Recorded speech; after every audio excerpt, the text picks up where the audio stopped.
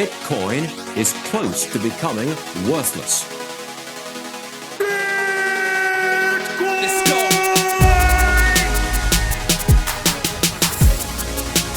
Now, what's the Bitcoin? Bitcoin's like rat poison. Yeah. Oh, The greatest scam in history. let's get it. Bitcoin will go to fucking zero. Yeah.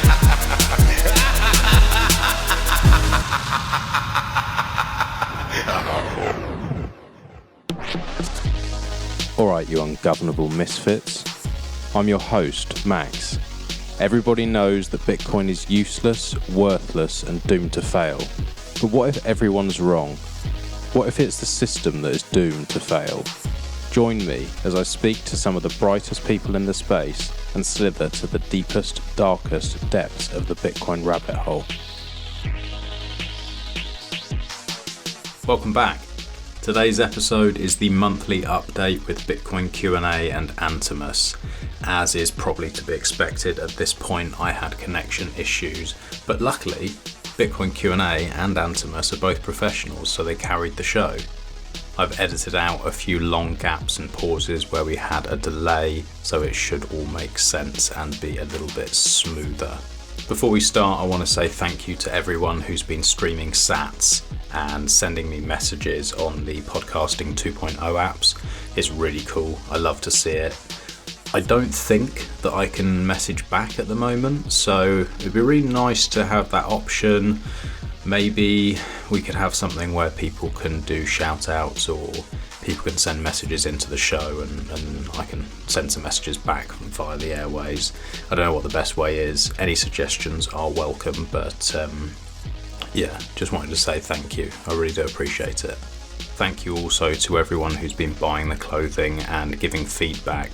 If you have bought some clothing, please do give feedback, good or bad. I really want to know and make sure that we do the best quality products we can. I'd also like to thank the sponsors who allow this show to continue.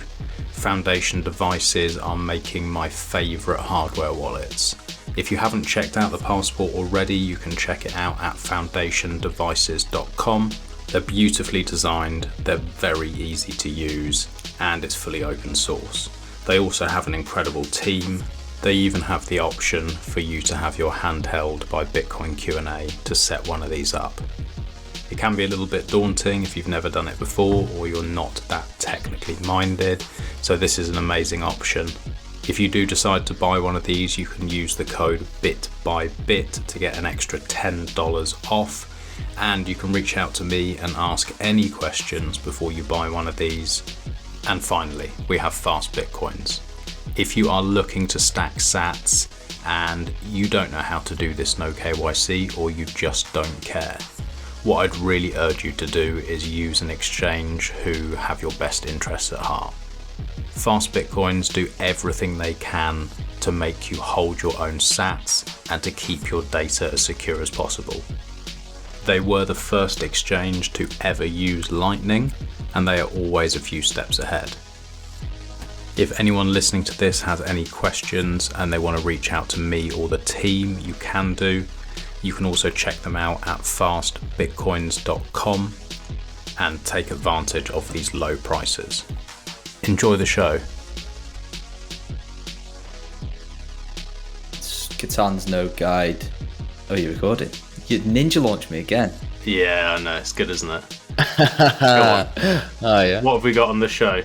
On my list, I've got Robosats, C-Tool, Clang, Self Shill, Sparrow Wallet, Bolt Card, Catan's Node Guide, the new one, Silent Payments, and Fedi Mints. Don't know if you guys have got anything to add, but I'm sure there's plenty to go off there. Yeah, I've got a few. That sounds like a good list. So we'll dive straight in. Nice to have you both back. I've got some beautiful hardware sat on my desk. Antomous, thank you very much. It's gorgeous. And Q&A, I've got yours as well. So I've sold that on. Oh man, I was just glad it arrived. had some bad experiences on that front. It's fucking heavy. That's good to hear. Like when it arrived, What have you got? Teleclass? I sort of like went to pick it up and then like double we've took lost how him. heavy it is. It's definitely solid. Oh, you're back. We lost you. Yeah, there, we Max. lost you there. 2-4. Yeah, I don't think it was me. I think that was you. But yeah, I was just saying about this hardware that I've got from Antomous. It's really fucking nice. I need to take some pictures actually, but I've got my bit by bit engraved into the front of it, and then these seed plates and all of your stuff as well, Q&A. It's really fucking nice quality. Nice. I look forward to receiving mine and having your name engraved on it. It's very bougie. I like that. Yeah, I'll take some pictures, but it's really, really nice. I think that was one of the ones that was done by hand, wasn't it? Yeah, well, Nick did that. No, it's not by hand. You mean the engraving, right? No, the actual, like, putting the thing together and everything. It was one of the first whole ones thing. you guys did. Exactly. Yeah. It was still from last winter, and that was one that Nick did in his shop. Yeah. I mean, it's still done with the CNC machines, but he was the one operating it and putting it all together. Yeah, that's still left over from then. Have you got any videos on the website yet, Antomous? I haven't looked recently of like the tool being used. I think it might be quite a good idea. Exactly. That's what I'm just working on that. I've got some videos already recorded. I'm just at the moment still working through getting everything set up locally as well, because I've been shooting myself in the foot, adapting things on the fly. So I'm working through that, but I hope I'll get that all set up by the end of the week. So we'll have some videos also from the one video that went round on Twitter last week from Econo Alchemist, taking them for a burn. That was pretty great to see that. I love how when one of the previews that he put on Twitter was like sped up a little bit, and you can like see the glow as he moves the flame around the item. You can see the glow move, and I just found it mesmerizing. I watched it a few times.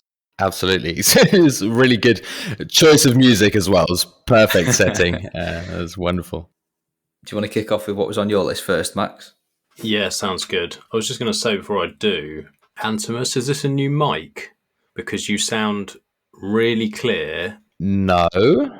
And loud. Because normally I have to compress your volume like 5 times over to get it loud enough. But this is really, really clear. Wow. Okay. It's the same browser. It's the same mic. It's the same setup. That's weird. Okay. We've had this for a year. So it sounds so much better. Yeah, honestly, it is completely different. But that's cool. Yeah, so, I mean, first on my list was this Telegram room that I came across. It's like peer-to-peer exchange of either sats or goods and services. I did a tweet about it maybe a week or so ago. The Bitcoin P2P marketplace. Nobody knows who's behind it. It's really fucking cool. And this is the sort of stuff that I think is really important for people who are living on a Bitcoin standard or thinking about trying to stack the right way and without KYC. And I'd like to see more of it, basically. Most of the stuff on there is mainly in the US, but there's some stuff in Europe. And I wondered if you guys had checked it out yet. Yeah, I've checked it out. I've got a fair idea of who's behind it, but obviously I won't say in case they're not public. But yeah, it's a really great idea. Essentially, it's just like a Telegram message board where you can go in and just post that the stuff that you got for sale, be that product from a company or just somebody that's selling an old Pixel device because you want to get some sats because you're not using it, and then anywhere in between. So it's a really good idea. The only sort of caveat that I will say, and this isn't trying to cast shade on the service, is that obviously it is just the Telegram room, so just be careful who you're trading with, and there's no, there's no chargebacks in Bitcoin, and just make sure you've got some level of due diligence as to who you're trading with, because essentially, I'm sure you're going to have to send the funds first, and then hope that the item it gets sent. So just as you would with any peer-to-peer marketplace, just tread with caution a little bit and do some due diligence with who you're doing a trade with. Yeah, also, there've been some really good offers in there from different people, but the one problem is that I see is it's really difficult to filter. So if you're not like watching everything live, going through, like searching back through the content is not very intuitive. So like once something's buried a few days back, it's usually pretty much gone. But there've been pretty cool offers in there. I haven't actually traded there yet, but I've kept an eye on it to see. There are a few interesting ones with like miners being offered and stuff, but only shipping in the US. So that was a bit of a bummer. But yeah, hopefully that'll grow a bit. Anybody that wants to find this, it's t.me/Bitcoin P2P marketplace. That'll take you straight to the Telegram room where all the listings are. They've also got, I failed to mention, a seller feedback separate room where people can go in and comment to say, I've just bought this Pixel device from Max, just vouching that, he sent the device as promised and everything was fine. So there's kind of like a separate sister room where you can go and have a little quick search for the person that you want to buy from, just to check whether they've got any reviews beforehand. And that is at Marketplace Reviews. Cool. Yeah, I just thought I'd mention it. And also, while we're talking about that, I put my first advert in there for a Raspberry Pi 4 4GB model. If anyone would like to give me 85 slave notes worth of sats, that is for sale. So anyone listening, his little advert, I would like to sell my brand new, unused, boxed Raspberry Pi 4. You just give me an idea. I've got 2 spare ones in the drawer. Thank you for that. Don't put them on now. Let me sell mine first. Otherwise, there's competition in the market. Let me sell mine first, and then we'll do yours. I'm going to go straight in and undercut you. Because apparently no one can get hold of them. And I bought this like a year ago or whatever it was, and it's just sat in the drawer. And I've got 4 others that I've built. None of them are running anyway. And I just thought, this is stupid. I should sell it. So, yeah, DM me. And then the other thing on my list, along these lines of a bit more living on a Bitcoin standard, I wanted to ask both of you your thoughts on using these cards, top-up cards, one-use cards. I know Q&A, you had tried, I think the Coin Corner one, was it recently? And whether you have any feedback and ideas for, again, a little bit more for the EU and UK, because it seems it's a lot easier in the US than it is here. And I just don't think everyone knows what is possible at this point, but it feels like maybe it's getting a little bit easier. Yeah, so there's kind of two ways we can talk about this. I'll keep the Coin Corner bit slightly separate because it's kind of like a news piece in its own right. So I'll come on to that later on. But to your point about sort of spending Bitcoin in the EU and the UK and stuff like that, it is, yeah, you're definitely right. It is a lot more difficult this side of the pond, unfortunately. But there's a couple of companies that you can use in various different ways. I suppose the main 3 that I'm aware of is Bitrefill. Obviously, everybody's heard of Bitrefill. Essentially, you can go on, pay in Bitcoin and Lightning, and buy a gift card for wherever you want to shop. Now, obviously, we're all well aware how gift cards work. So, they come with their limitations in the fact that obviously you're limited to where you can spend. And then, if you've got some change on that card, you kind of need to manage that. And then if you're doing this regularly, then you're going to have lots of different cards with different amounts of change on, and you need to sort of check the balances of them all and then combine them to, afford something more expensive, et cetera, et cetera. So it's, doable, but it has its limitations. The other one is a fairly new company called the BTC. I think it's just called the Bitcoin Company, which has got the Bens behind it. So Ben Carwin and Ben, I've forgotten his surname now. But the other Ben from, what's the open source dev funded thing? OpenSats, yeah, he's also one of the guys behind that as well. I forget his surname, so I apologise if he ever does hear this. But they've created a company somewhat like Bitrefill, where you can go and buy gift cards in Bitcoin, but they also offer international and US Visa debit cards, where you can essentially spend Bitcoin or Lightning, top up a Visa debit card. I think they're virtual only at the moment, so you can add them to Google Pay or Apple Pay if you wanted to, or just use them online like you would any other credit card. You can add up to $1,000 worth for each card, and in theory, spend anywhere that accepts Visa.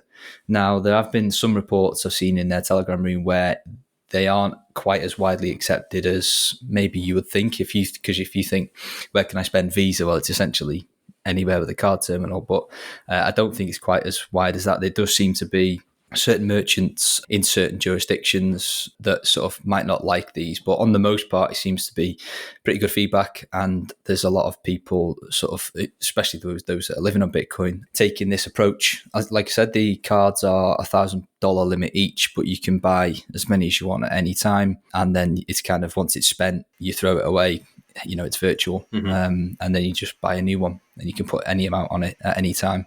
And the final one, which I've never used, and I'm not sure what jurisdictions it is, so when I pause for comments in a minute, I'm just going to go and do some homework, but it's coincards.io, I think, which again is a very similar service to Bitrefill and all the ones I've just mentioned, essentially. So there's 3 great options there. The UK one, or more specifically Europe, CoinCards are not actually live yet, so kind of a moot point for now, but the website does say coming soon. So if anybody wants to check those out, that's coincards.com. So yeah, there's various different ways you can attack it. The one thing I will say with the BTC company, with the Visa cards, is probably the easiest way, because once you've got your Bitcoin converted into fiat on that card, which you can do with no KYC, by the way, which is the important piece here. Once you've got it on there, you can go and spend that anywhere. My gut feeling tells me that it seems like a too good to be true loophole that is probably going to be closed eventually. So this isn't a solution that I think is going to stand the test of time. I hope it does, because it's fantastic for anybody who lives on Bitcoin. But I'm just a little bit skeptical that as to whether the regulators are going to look kindly on this, given that it's essentially a no KYC off ramp, isn't it? Yeah, but while it's available now, really should be taken advantage of. It's so fucking useful. Just the amount of privacy that gives you and the ability to interact with the traditional system where you have to is just, it was fucking amazing. Yeah, I was really excited to see, especially the offer from the Bitcoin company come out. I think first I really saw about it was at the Bitcoin conference. They had a talk on that, and I tried it out, and I got one of those Visa cards, topped it up with a bit, and I got access to it. That's all fine. The only problem is that I tried to spend it on a few stuff here, but especially for like online payments, a lot of shops want you to put in a name that's registered on the card, and the card that you get within the app only has like the card number and then the expiry date and the VCV, but not a name. So that's where I stumbled into and wasn't quite sure how to get around that. So I haven't actually been able to do a spend yet, but at least from the side of like in-app, that all works fine. So I'm still working on. So have you actually tried to make a spend and just put, Joe Blogs in there just to see what happens? No, I haven't. Maybe I'll just put whatever in. I thought it would be that it would just not register with the card. But that maybe whatever. I'm quietly confident it'll probably work. I've got a sort of company card linked to work to buy sort of work-related stuff, and that's kind of a virtual card, and that's got Bitcoin Q&A on it. So and it works just fine when I use it online to buy anything work-related. So I don't see why it wouldn't work. Okay, well that'd be great. I'll definitely get back to you on that one and report. Have you tried in-store, Antomous? No, not in. Like tapping? No, that would be something. I mean, I'm not quite sure how that would work, because you don't actually have a card. You don't have anything. It's not like stored like with NFC or something. Can't you have it in your Apple Wallet? You can, and Google, or your Google? So in theory, you could go in and then tap with your phone and then pay. And what I was thinking is, like, even if you're not really looking for an off-ramp, it's still just good for privacy, because obviously all your spends are tracked. And unless you want to walk around with cash, which is fine for a lot of stuff, but some people don't really want to, if you could have that on your phone, then obviously your spending isn't tracked because it's not linked to your identity. And that's quite a big win. That's a very good point. Okay. Yeah, I'll definitely do some more testing and report back next month. We'll see. But it's definitely wonderful. I hope this works out. Shall we? We quickly mentioned the Bolt card there. Probably makes sense to move on to that, shall we? Wonderful. So the Coin Corner, who are a Isle of Man-based Bitcoin-only exchange, have released a new product called the Bolt card, which is essentially an NFC tap-to-pay card that, in the default setting, is linked to your Coin Corner account. which is obviously a KYC exchange, albeit a very reputable one. So what this enables you to do is essentially you can either spend Lightning, or if you've got euros or pound sterling in your Coin Corner account, you can use it just like a debit card, and you can set the card up so that it debits your Coin Corner account accordingly. So obviously, that's cool, but it's not exactly groundbreaking. It's what we've already got. The cool thing is that it uses the Lightning Network a little bit like Strike does as its sort of payment rails, which will incentivize merchants who adopt this and who use their payment terminals to save on fees and hopefully, orange pill them in the process. So you can go on and buy these cards and use them in that way as like a debit account if you're a Coin Corner customer. The other way you can do it is you can buy these cards. I think they're only a couple of quid each. And then you can use them as sort of gift cards. So you can kind of load up, say, £25 worth of Bitcoin onto the card and then give it like you would a normal gift card for somebody's birthday. They can then download, a compatible Lightning wallet that's got NFC enabled. So there's quite a few. Breeze, Wallet of Satoshi, which is obviously custodial. Zeus is working on it. I've not been able to get that to work yet. And there's a couple of others eluding me at the moment. Tap the card on the back of their phone and basically withdraw those sats over Lightning straight into their wallet. So it's kind of a good little orange pill piece and a good little talking point where they've got something physical, which I find sometimes when you're trying to orange pill people and explain how things work and stuff, just purely explaining it can be quite difficult. But if you've got something physical and say, look, there's 25 quid's worth of Bitcoin on here, or that technically speaking might not be true because it uses the Lightning Network and it's technically in your Coin Corner account. Tap it on your phone and, you'll get some sats directly into your wallet that you control. It's a really interesting little piece. And I think they seem to have been selling pretty well from what I can gather. So have you guys had much chance to have a look at this? No, I haven't yet, but it's on my list to order one, especially like with the dual functionality of being able to use it directly with Coin Corner, but also just with any other wallet as well. That's really interesting. The only thing that I was thinking was like actually being able to use it for payments. This isn't something that has been integrated by any payment processor or anything like that, is it? Or is it also related to what came out at the Bitcoin conference with Stripe? I think it's only Coin Corner terminals, isn't it? There's two ways you can do it. Number one is Coin Corner terminals. And number two is it's been integrated into the latest version of BTC Pay Server as well. So if you've got a physical store with a BTC Pay Server, then it should work with this as well. Essentially, under the hood, it's just LNURL withdraw. Which is kind of like a Lightning standard. So which is, technically speaking, it can be interoperable with anybody that kind of speaks that language. They just need to build the sort of the user interface around it. So yeah, at the moment it's just the Coin Corner terminals and BTC Pay Server that I'm aware of, other than any other Lightning enabled mobile wallet that supports NFC like Breeze. I know I've tested it with Breeze and it works really well. So. It's just absolutely fascinating to see that, like, over the last years, like come closer and closer to like the way we've been interacting with payments. Anyway, for the last decades, it's like it's getting more and more seamless, and like things are getting abstracted away. And obviously, we're not quite there yet, but seeing that being more and more approachable, but still like based on the fundamentals. It's just really fascinating to see. There's huge potential there.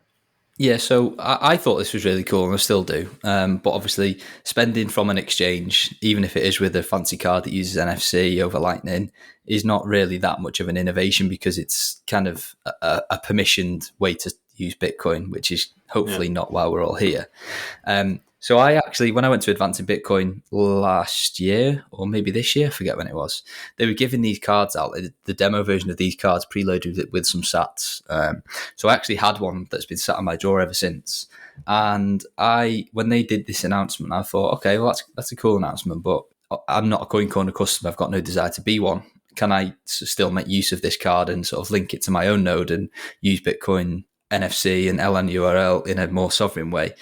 So did a bit of digging, and I actually did a tweet post about it as well. essentially what I did is just downloaded an app called NFC Tools onto my Android phone, generated an LN URL withdraw link from my LN bits, which runs on my Raspberry Blitz, and essentially just rewrote the NFC card. It's just got a little chip in it. Rewrote the NFC card with the LN URL link to my own node onto the card, so that now when I tap that to any compatible wallet on any phone, it can decipher what's on the card, and it kind of gets redirected to my LN URL withdraw link and sort of says, here's 21 sats, you're welcome. And then they can withdraw that directly from my node in a completely non-custodial way. So definitely it is possible. Obviously that's a kind of manual process for people who are interested in tinkering a little bit, but it's definitely possible. And, you don't necessarily, to take that approach that I've just done, you don't necessarily need a Coin Corner card.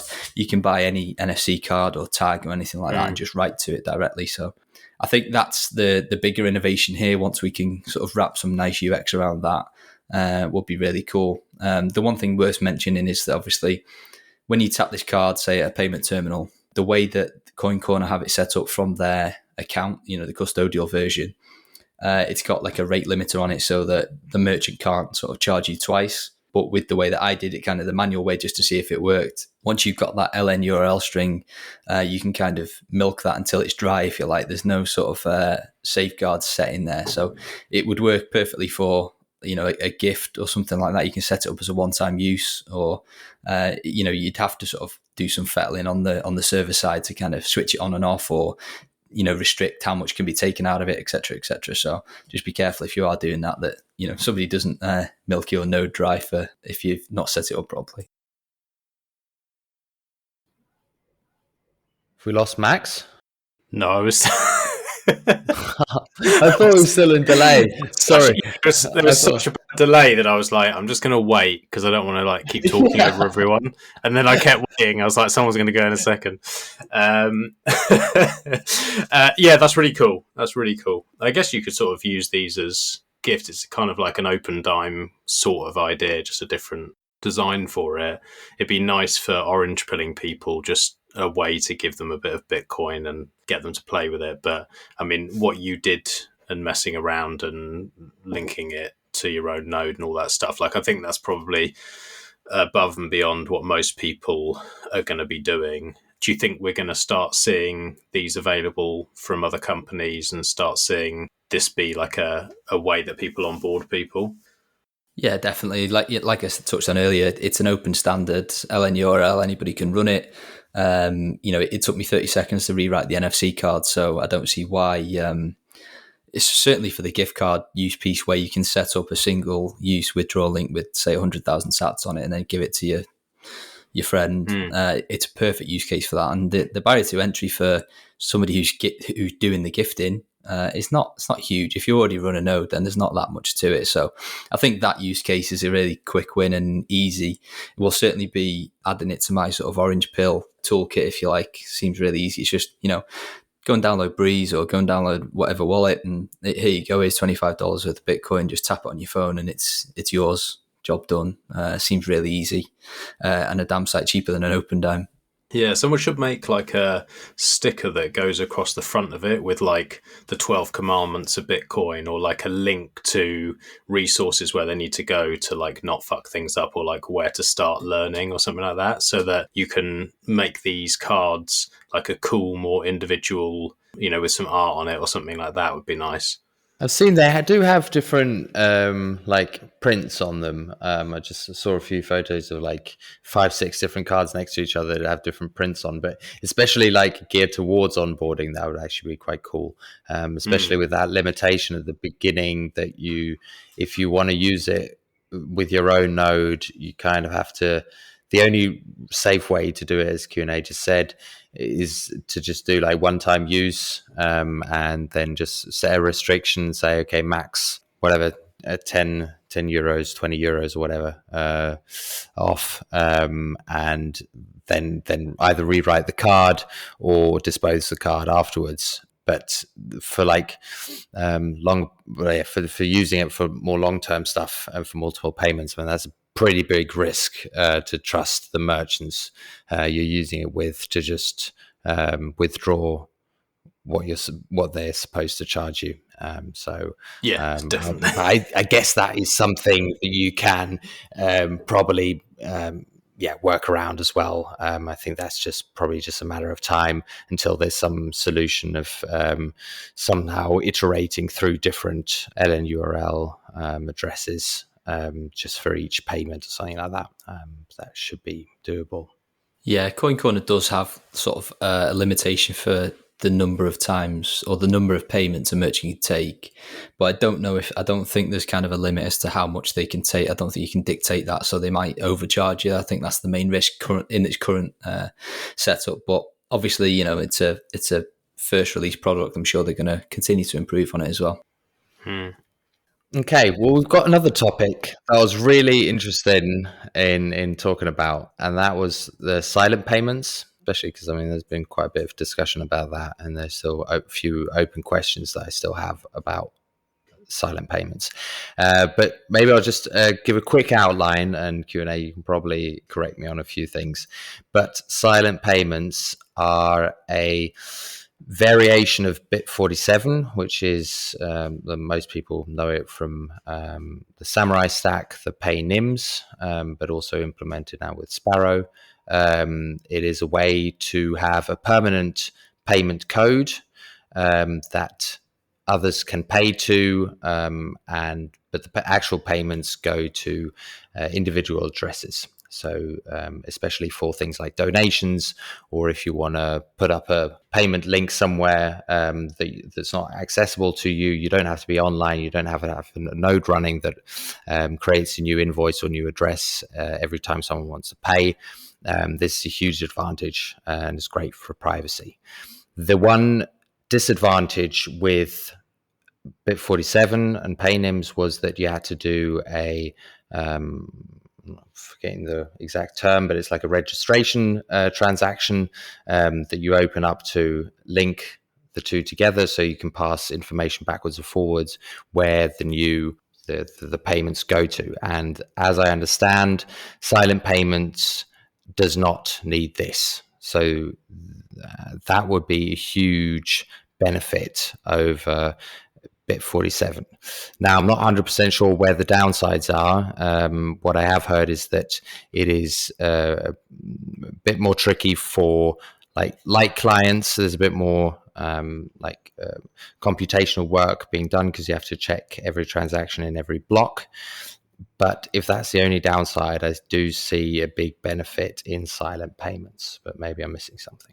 Yes, I think that was a pretty good summary, to be honest with you. I haven't got a massive amount to add to that. And I don't disagree with any of the points that you raised. I think, so silent payments, to my understanding, they kind of substitute the notification transaction, what it's called in bit 47, where they kind of encumber it with the actual initial payment itself. So they kind of do the...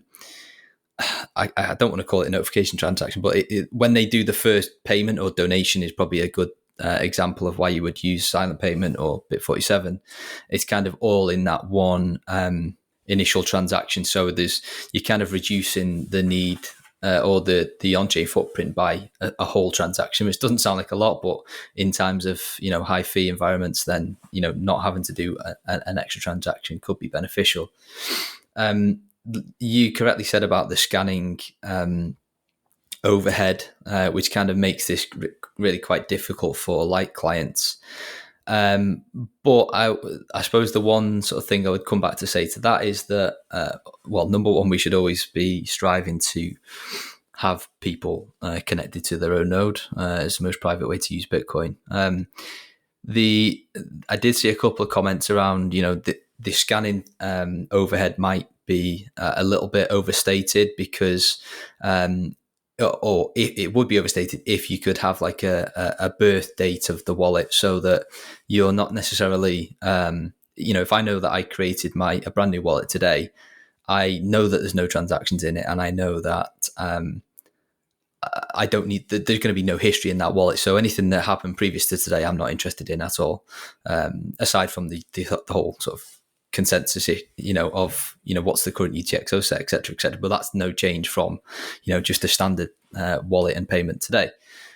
So I think it could be reduced by that, or by using that sort of protocol. Aside from that, there's a lot of nuances that are kind of, I'm still trying to wrap my head around between specifically this and the other proposals.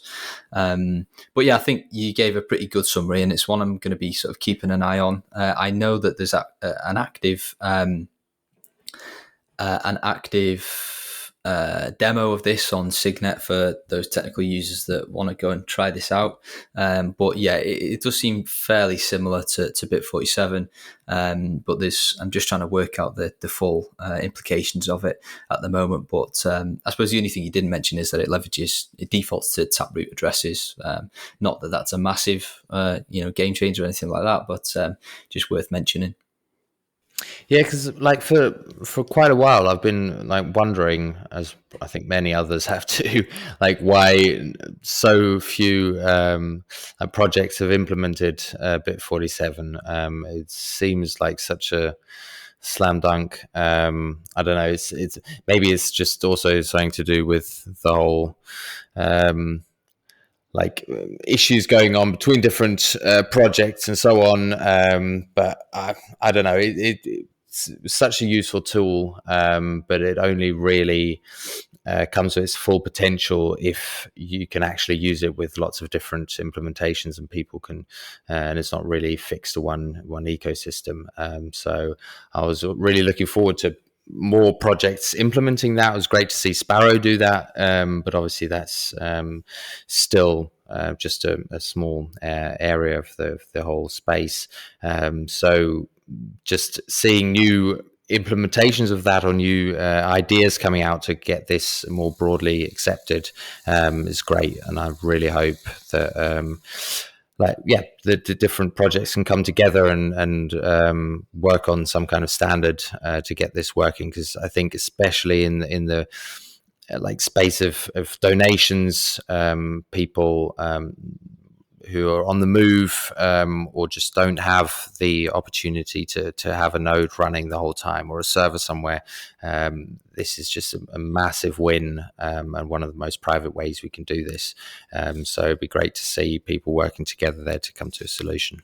Yeah, there's a couple of things that's just popped back into my head on the previous sort of, I guess, research I've done on this proposal. One of the main complaints I saw about it is that when you're making the silent payment, you have to, because of the way that it's structured, and obviously it's way above my head and it's not worth me even attempting to try and explain it, but because of the way the transaction is structured, you have to kind of confirm to the recipient that the input that you're using to donate to them or send to them using this protocol, you have to sort of reveal that to them, which might sound like not an issue, because that's kind of how Bitcoin payments work, is that there's inputs and outputs, and you can cast assumptions on where they're coming from and where they're going to. But the difference with Bit47 is that you can do that with the CoinJoin, and you can do that with things like Stonewall X2, where you can have a collaborator and you can pay to a paynim, so that you can cast some doubt, and the recipient will obviously be able to see the transaction, but they won't know the Q&A sent me from this UTXO, definitely, and I'm 100% sure you can cast some doubt over that. I don't think that's possible, or if it is, that it adds a lot of complexity with silent payments as to whether you can actually make them as part of a CoinJoin to give yourself some privacy from the receiver that you're sending to. Just touching on the light client bit again, just to pad it out a bit, because I know I mumbled a bit. Even when using the kind of birth date for the wallet to kind of minimize the scanning overhead, the light client would need to still scan every transaction in every single block to compute the combinations of the inputs that are used to kind of, again, getting technical now, but to create that silent payment address that the receiver would have to look at every single transaction in every block, which is, for a full node user, that's not really an issue, because full nodes do that anyway. But in terms of a light wallet, that's going to become quite sort of expensive if you're just running a mobile phone wallet that's not running 24/7. So there have been some benchmarks done on this, admittedly on quite powerful computers and not phones. So I'm just not convinced yet, given that it's so early days, that this is going to be sort of a big hit for the light client ecosystem, which, whether we like it or not, is the vast majority of Bitcoin users. Not I'd say a small proportion of Bitcoiners actually run their own node, unfortunately. So yeah, I'm going to be obviously watching how this unfolds, but as with everything, there seems to be a fair few trade-offs, and Bit47 isn't without its trade-off as well, as much of I am a big fan of it. So yeah, I'll be keeping an eye on it, but we'll see how it goes. I just wanted to make a quick mention to Catan, who's done an update to his Ubuntu node box guide for 2022. So for those of you who haven't heard us talk about this, Catan is one half of Ministry of Nodes, which is a website / educational resource mainly geared around running your own node and custodying your own Bitcoin. So Catan is not a lover of Raspberry Pis, some might say for good reason, and he's a big fan of kind of rolling your own node on some more powerful hardware, be that a laptop, a desktop, or maybe like a mini desktop that's got like an i5 or an i7 processor in it that's significantly more powerful than a Raspberry Pi.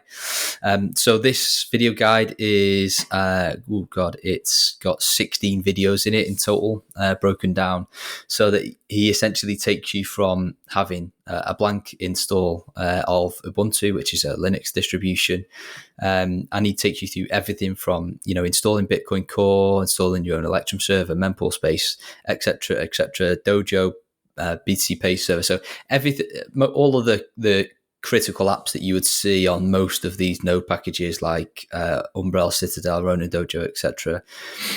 He walks you through installing those manually onto some more powerful hardware, which understandably is not for the beginner, but it's an absolutely fantastic way to, I guess, customize your own node first and foremost. But I think more importantly is to learn how things work under the hood. You need to be prepared for some command line here. Obviously, in the videos, he tells you every single command that you need to input, and you can pick and choose which services that you add. You don't necessarily need to add Ride the Lightning or BTC Pay server if you don't want to. The video series is modularized so that you can just kind of install the bits that you want and need or want to learn about. So I would say there's probably a good 10 to 15 hours worth of content there. So if you're interested in sort of learning Linux, Ubuntu, or building your own node, this is a top-notch bit of resource. And I think it's the third iteration he's done of this. He tends to do an update every year as Ubuntu and all the Bitcoin software around it tends to be updated. He tries to keep up to date with that and puts out a new series each year. Yeah, this is one that's been on my list for years. Oh man, it's like when I set up my first node, it was with Catan's tutorial on my node, and at that point, I already shortly after that the first series came out. Put that aside, and it's been on my to-do list ever since.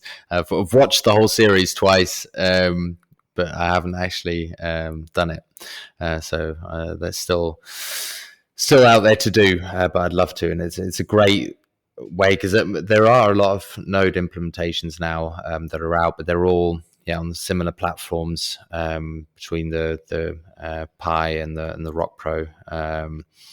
So this is a great alternative for anyone who's either using their node for more powerful stuff, or they just want to have it on a more reliable base. It's great to see. I haven't looked into this new one, so I'll be looking forward to seeing what he's implemented in the new one. Yeah, so I actually followed his previous version, the 2021 version. And to be fair, the actual implementation is really easy. Like I say, he gives you every single step. So you can kind of just follow along, have him open on one screen and have your terminal open on the other screen. And it's, just copy and pasting the stuff across, basically.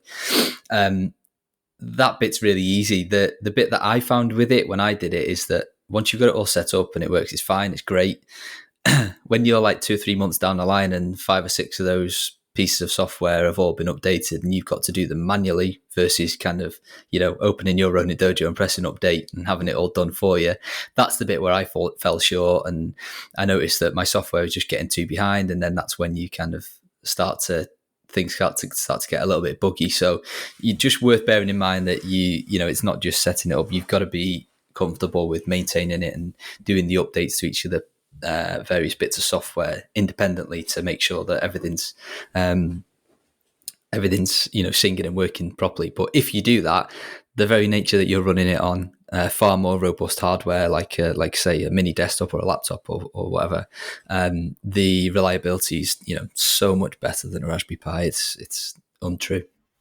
Do you not think, or is it not possible that like Ronin Dojo or Raspberry Blitz or whoever could make it so that you could download this and not use a Rock Pro or a Raspberry and have it on Ubuntu, and they still do the same like update process? Or is it just that that's not possible for some reason on Ubuntu? It just seems like it should be. I don't understand why it can be on a shitty little Raspberry, but it can't be on. Do you know what I mean? Like, what's the reason for that? No, it is definitely possible. Raspberry Blitz, it's coming. I believe that the guys are working on it. Umbrel already offers it, and so does Citadel, which is kind of the open source fork of Umbrel. And I've actually got Citadel running on a mini desktop here next to me. So, It's definitely possible. I think the problem with, speaking on behalf of the Node teams is that it's just a different infrastructure and environment that you also need to support, as well as Rock Pro 64, Raspberry Pis and stuff. So each time you add a different operating system or sort of hardware underneath that, then you're kind of adding something else that you need to support. And don't forget, most of these guys ain't being paid, so it's they're doing it for the love of it. So it's just, it's definitely possible, and I think more people are trending that way. But it's just, I can completely understand why some of the Node implementations don't currently offer it. Yeah, it seems like you can get some pretty good used hardware, and run Ubuntu on it for not a lot of money, and it's going to be so much more powerful and more reliable. It's just not something like when I set up my first Node. That was the same thing. It was like, I watched Katan's video. He says, put it on a Pi. Everyone seems to be doing it. Everyone's doing it and posting pictures on Twitter of their Node running. And I was like, fuck, I'm going to try that. It didn't even occur to me, I can do this on an old laptop or old PC or anything. So just maybe that shifts across time. People start to do that for a similar sort of money anyway, probably. Yeah, the interesting dynamic is, like you say, a couple of years ago, Pis were all the rage. They were dirt cheap. You can find them anywhere. That was the attraction. That's not really the case now. They're really hard to get hold of. They're not that cheap anymore. So the lure of, just using some old hardware, it might be, I don't know, a 5 or 6 year old laptop, but it's probably got an i5 or i7 processor in there and a sizable hard drive. Why would you not use it? Just plug it in the corner and forget about it and just access it via terminal if you wanted to. And it'll definitely be more robust than a Raspberry Pi. So I think we'll probably continue to see a shift towards that. Any updates on your seed tool?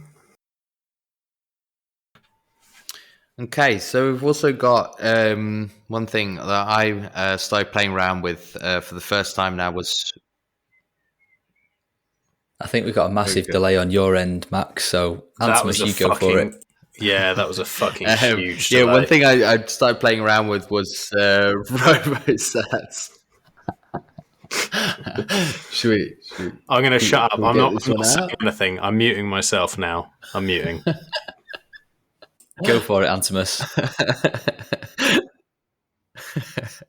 Okay, so we've got Robosats, which is kind of a new interpretation of the concept of BISC as well, like a decentralized exchange, but running on Lightning, which has been pretty amazing. And it's all browser based, which obviously means that in contrast to BISC, you are querying their servers, so it's not a decentralized.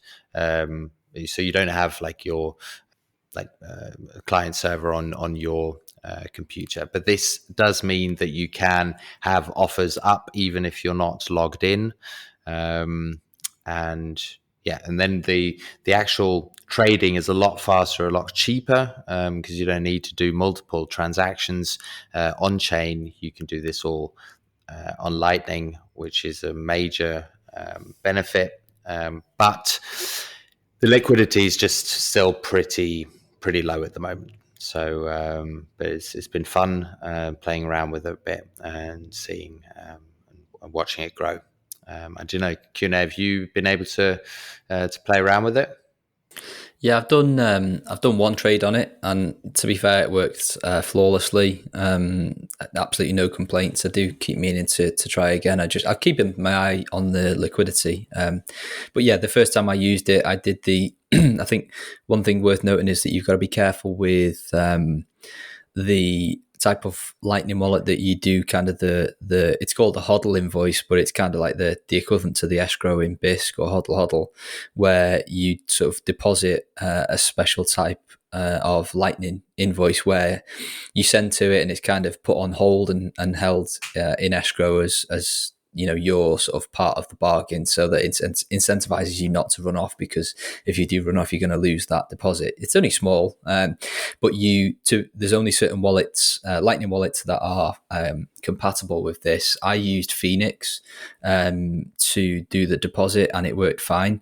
But interestingly, I have seen some people talking on Twitter to say that Phoenix didn't actually work for them. So I think probably just comes back to the whole piece of the, especially in terms of Lightning, we're still quite early in terms of the standards that are being hashed out, no pun intended, to get some sort of agreement on, what's going to emerge as the popular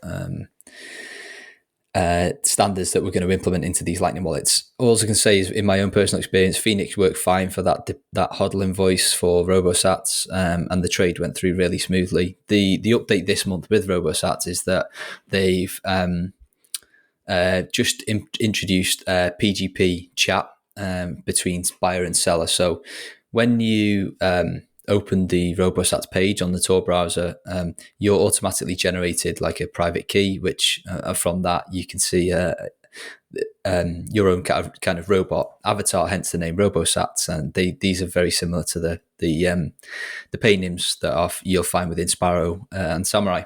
What they can also do from that private key that's generated automatically in the browser for you is kind of use it to encrypt messages between the buyer and the seller.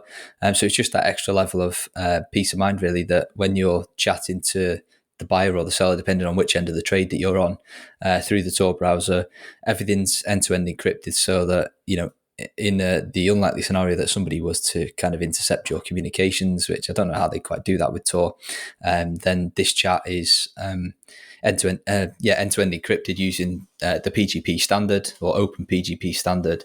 So you can be pretty sure that nobody's going to sort of decipher the communications, because obviously, depending on the payment method that you use, you may be required to send the seller or the buyer let's say your Revolut payment address, which obviously can be linked back to you. So having that encrypted by default is obviously a good thing. Yeah, and especially being able to verify it, that's great. Because, I mean, this is obviously you're running the communication via their servers. So this is a great feature, and something that I'd like to see with other messengers as well.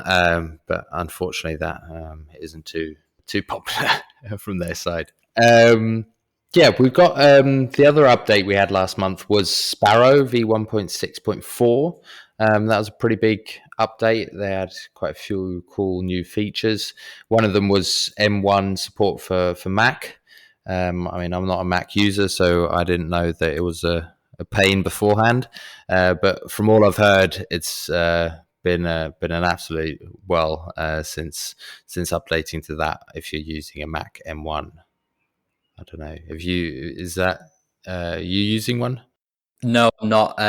So M1 is kind of like the new flagship processor that Apple uses in their new laptops and desktops. Absolutely lightning fast, I believe, like nothing we've ever seen before. But it has, even outside of the Bitcoin space, it's posed some sort of compatibility issues where certain pieces of software don't play very nicely with it. So might be great that you've got this shiny new $2,000 laptop that's lightning quick that might do the Bitcoin initial block download in a couple of hours. But if it doesn't work with your favorite piece of software, then you're up shit creek. So anyway, to tie it back to Sparrow, Craig's sort of updated his end so that it does play nicely with these new processors. So good for the Apple fanboys out there. The other Sparrow updates in this one, he's added support for Blockstream Jade, the hardware wallet from the guys at Blockstream. He's updated to the latest HWI, which is hardware wallet interface, kind of like the Bitcoin Core standard hardware wallet interface, so that certain hardware wallets that have already sort of been made compatible with Taproot signatures, namely Ledger and Trezor, that you can now use that functionality within Sparrow as well. One thing I was expecting you to mention, which you haven't, and I'm not going to steal your thunder here because this is kind of your baby, but they've added support for scanning in the CQRs that SeedSigner uses. Yeah, man, that was a big one. I didn't actually see that one coming, so that was great to see.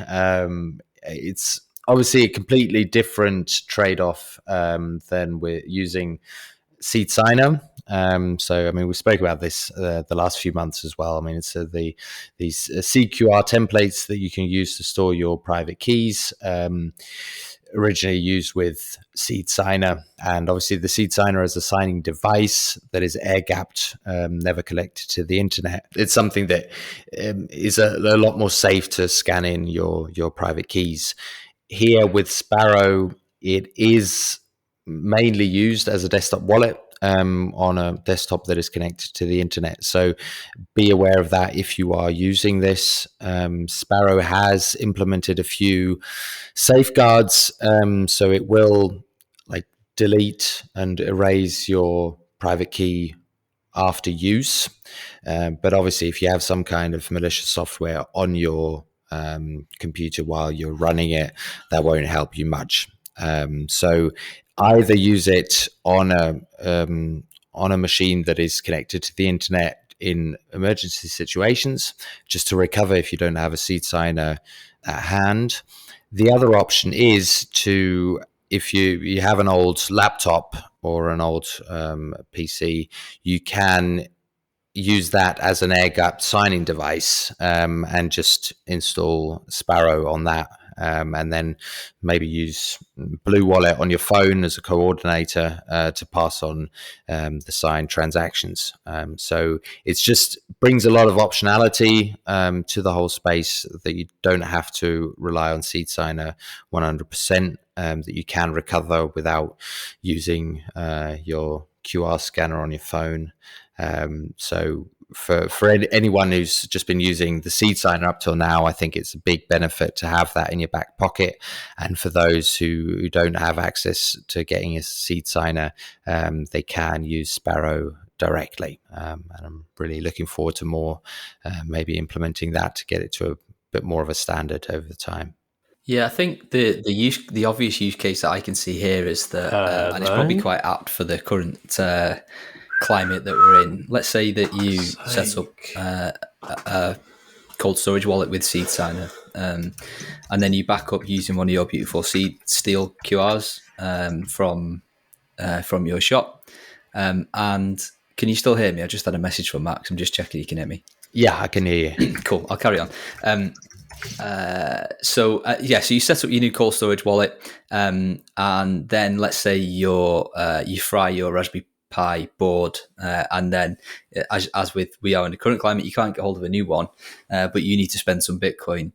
If your only backup is, say, a compact CQR that you've stamped into metal from one of the pieces of metal from Antomous' shop, then if you've got nowhere else to kind of import that and you've got no manual seed backup, then you're kind of screwed, essentially. Until now, obviously, where you can scan that into Sparrow and use that if you need to spend in a pinch. Obviously, that's going to make this funds hot, as you correctly said, Antomous, but I think that's kind of an obvious use case where it just having one other piece of software other than SeedSigner that supports this is a massive win, and I dare say it probably won't be the last either. The other 2 bits of info on Sparrow is that he's also introduced the dust attack warning. So this those Samurai users that are listening to this will be familiar with this. They'll probably see some pop-ups from time to time where if they receive a really small UTXO into their wallet, sometimes known as a dust attack, that can be used by sort of chain surveillance firms to try and de-anonymize people on the blockchain. Samurai will warn you of this. It'll detect it and say, hey, somebody's just sent you 500 sats. This looks a bit suspicious. Do you want to block it so that you can't inadvertently spend it?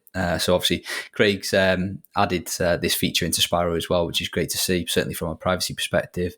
And the last one, I'm only mentioning it because I was sort of marginally involved in it, but he's added a restart in testnet menu command.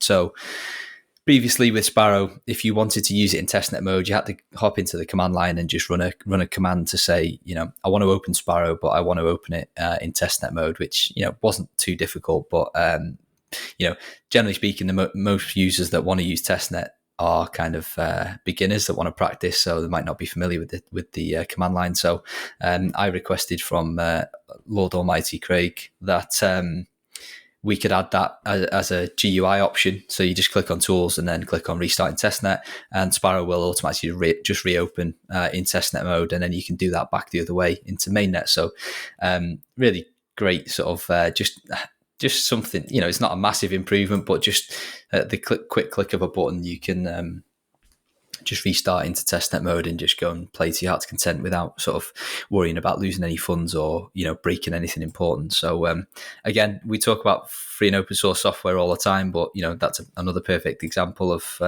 you won't be able to do that with Apple and just go onto GitHub and drop Tim Apple a message and say, can you stop doing this on my iPhone? So yeah. Try that one. Yeah, and then we've got the CTool update as well, with selecting last word generator. That was cool to play around with too. So you can probably dive into that bit.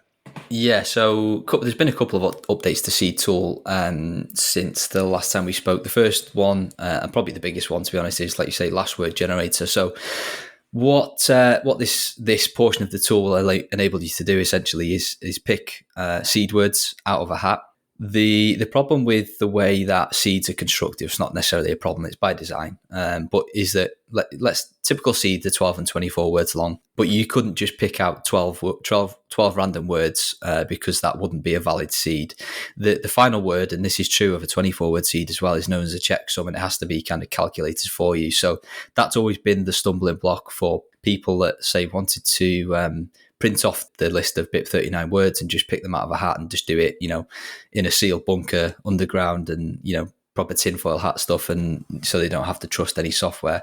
Even if they pick the first 11 or the first 23, they still need to do some form of computation to calculate the checksum word, the final word. So our tool will now sort of do that for you. So you can go through that process and pick the words out of the hat and then be presented with the final word. The interesting piece to add is that there's more than one valid final word for any combination of first 11 or 23 words. And the reason that there is multiple possible final words is because of the makeup of how, I don't want to get too technical, but the sort of the final bits of information, the binary ones and zeros as to the order of them. And we'll actually let you manually change the order of them in the tool. And each different iteration of that will give you a different final word. So you can actually kind of choose the one that you want if you so desire. Obviously within reason, there's only certain possible ones. You can't just literally choose the word, but you can flip those bits, as we call it, and pick one that you like out of the possible ones.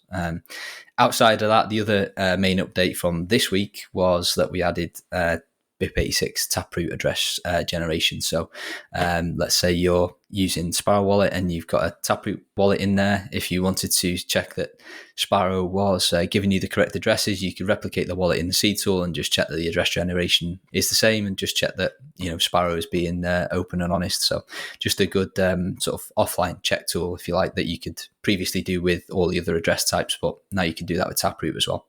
Oh, and finally, Max and I did a deep dive podcast on CTool as well. So if this is the first time that anybody's hearing about it, then scroll back through his podcast feed and you'll see us having a deep dive. And as always, shout out to Super Fat Arrow, who's the brains behind C-Tool. I'm just kind of the robot face of it. He's the brains behind it. So all of the stuff I've just mentioned and much more is his kind of brainchild, essentially. So big thank you to him once again.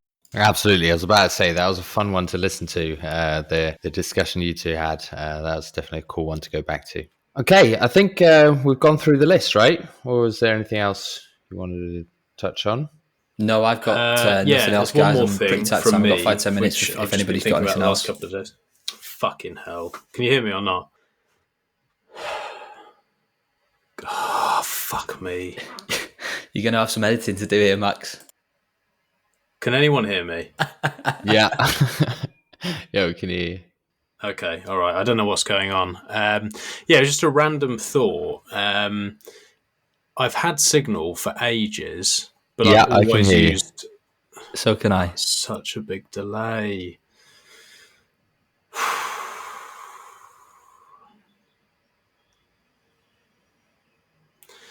I've had Signal for ages, but I've never really is it still used the delay, it or can you just not hear us? Testing, Max. Can you hear us? Okay.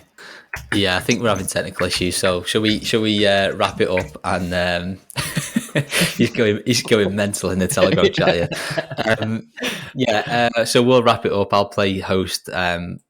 I don't even know what he says to end the podcast normally, but thanks for listening. And we will see you next month. And hopefully Max is going to edit out all of the silences thanks to his delay. I think he's having some technical issues, shockingly. But nice to speak to you, Antomous, again, and hopefully we'll there'll be three of us again next year. Next month. Next month. All right, man. Yeah. Okay. And if it doesn't edit it out, then it will be a fun one. There'll be like 10 minutes of dead air. Cheers, guys. All right. See you. Bye. I can't stop the recording either.